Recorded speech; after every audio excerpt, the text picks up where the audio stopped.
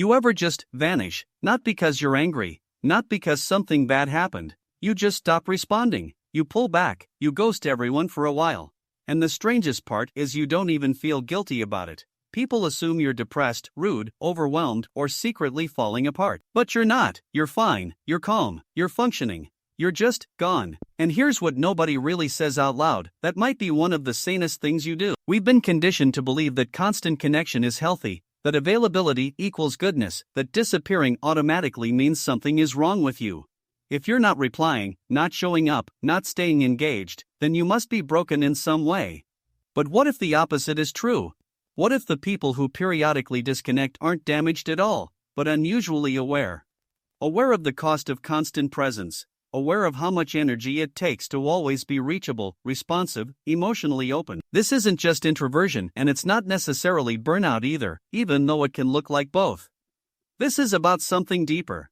Something that lives in the space between who you are when you're alone and who you have to be when you're with other people. Every relationship you have runs on an invisible contract. You show up in a certain way. You bring a certain energy. You play a role without even realizing it. Funny one, strong one, listener, fixer, the I'm fine one. Psychologists call this persona management. Carl Jung talked about it long before social media existed, the idea that we wear masks to move through the social world. And those masks cost energy. Real energy. You ever notice how some people exhaust you even if you love them? Not because they're bad, but because you're different around. You edit yourself, you manage reactions, you keep things smooth. Now multiply that by every friend, every group chat, every family dynamic, every coworker. You're not living one life. You're maintaining dozens of slightly different versions of yourself. And eventually, something in you says enough. So you disappear. Not because you hate people, but because you need to stop being a someone for a while.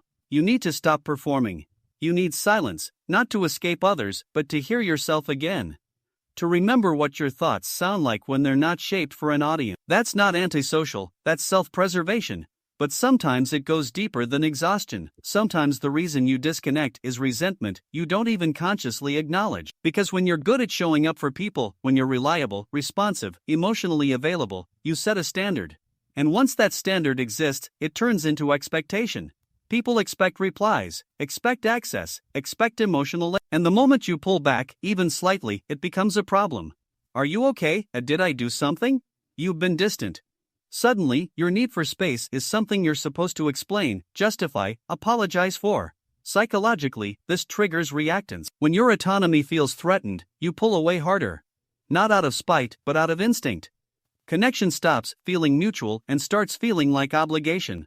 And here's the uncomfortable realization that often hits during these disappearances. Some people don't actually miss you. They miss what you provide, your attention, your reassurance, your emotional availability. When you step back, you start to see which relationships were reciprocal and which were quietly one-sided. You notice who reaches out with curiosity versus who reaches out with entitlement. So you stay gone a little longer, not to punish anyone, but to see the truth, and that truth can be lonely. This pattern usually doesn't start in adulthood, it starts early. Picture being a kid excited to share something, a story, a drawing, a thought, and watching the adults around you half listen. They're distracted, busy, stressed, they smile, but they're not really there. And slowly you learn that your presence is conditional, that your voice can wait, that taking up space is negotiable. So you adapt, you become the easy one, the low-maintenance one, the one who doesn't need much. Psychologists call this self-sufficiency as a coping mechanism. You didn't learn to disconnect because you're cold. You learned it because relying on people felt unreliable. As an adult, that wiring is still. When relationships feel demanding, inconsistent, or emotionally noisy, you do what you learned to do early on. You pull inward, you become your own safe place. It's not that you don't value connection. It's that you learned connection comes with conditions, and sometimes the cost feels too high. Here's the part most people don't want to admit. Sometimes you disconnect because you realize something terrifying. You don't actually need most of the people in your life.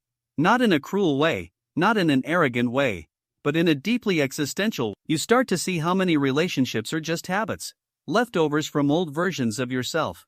People you stay connected to out of guilt, nostalgia, or social expectation. And when you step away, when you stop forcing it, you notice something unsettling. You don't miss it, you feel lighter, quieter, more like yourself. And that scares you because it raises a moral question. Does this make me a bad person? It doesn't. What you're experiencing is relational pruning. It's what happens when you outgrow the identity that required certain connection. When you evolve, your relationships either evolve with you or fall away. Most people avoid this. They keep dead friendships alive for years because letting them die feels too harsh, too final. You don't, you let them fade. Not out of cruelty, but out of honesty. You're not running from people, you're running from inauthenticity. Here's where the story flips. What if the people who disappear aren't emotionally avoidant, but emotionally selective? What if they're not afraid of connection, but done with shallow connection? Disconnecting is not the same as detaching, it's shutting down. Disconnecting is intentional. It's choosing space so you can feel again, so you can protect your energy, so you can stop performing and start being. Ironically, the people who do this often have the deepest connections when they do connect, because they're not spread thin. They're not running on fumes. They don't show up out of obligation. When they're present, they're actually present. They'd rather have 2 real conversations a year than 100 empty check-ins. They'd rather sit in silence with someone who understands them than fill space with noise. They don't need constant contact to know a relationship matters. They know real connection doesn't require maintenance, it requires meaning. So if you're someone who vanishes, who pulls back, who needs long stretches of solitude even when everything seems fine, ask yourself this: what are you protecting when you disappear? Your energy? Your identity? Your peace? The world will always ask you to show up, to be available, to stay connected. But the real question isn't whether you can, it's whether you should. You're not broken. You're not cold, you're not a bad friend. You're someone who understands that sometimes the most honest thing you can do is disappear for a while, and come back only when you're ready to be real again.